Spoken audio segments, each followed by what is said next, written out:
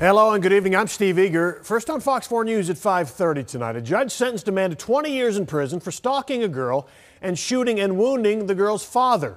Part of the evidence includes all of the tattoos the stalker and shooter Gabriel Ramirez has on him with the girl's name. Ramirez shot the dad when he told him to stop stalking his daughter.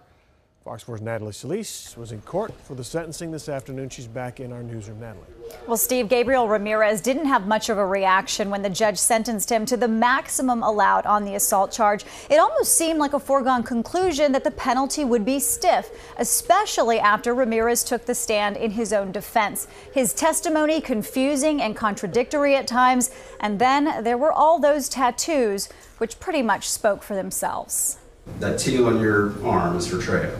I mean, it could stand for a lot of things.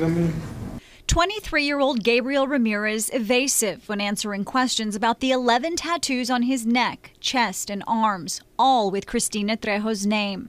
She was just 13 years old when Ramirez admits he started stalking her. She's now 17. Both lived in the Bonton neighborhood of South Dallas. He claimed to not know the significance of the numbers, clearly etched all over his own body, which we blurred. He told the judge he only learned it was Cristina's birth date when he was indicted. I went to try to open the door. Cristina's father, Antonio Trejo, testified through a translator. He told Ramirez to leave his daughter alone, but Ramirez wouldn't stop.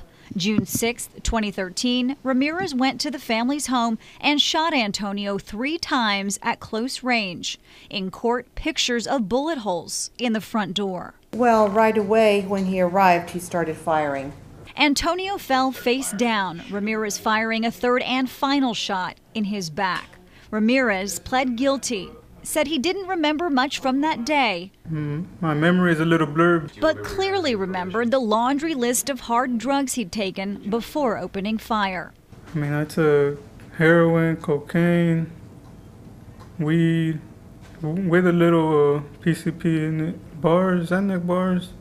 Even after he was jailed for the shooting, Ramirez continued to write Cristina and her parents letters. But she's very scared. She didn't want to be here. Cristina did not testify, but was there as Ramirez was sentenced. Prosecutors say the family finally has some relief, with Ramirez going to prison. This is probably one of the more severe stalking cases that's come across this court. It's certainly the worst I've seen in my career. Well, the Trejo family did not want to speak to media after the verdict, but did appear relieved. Ramirez says he said from the stand that he was sorry and asked the court for a second chance. Clearly, the judge did not think that was a good idea. Steve? All right, Natalie, Ramirez, he was sentenced to 20 years. He'll be eligible for parole. Usually, you got to serve about 50% of that. Is that still the case? That's correct. He's already served a year, so he will be eligible for parole in 9 years.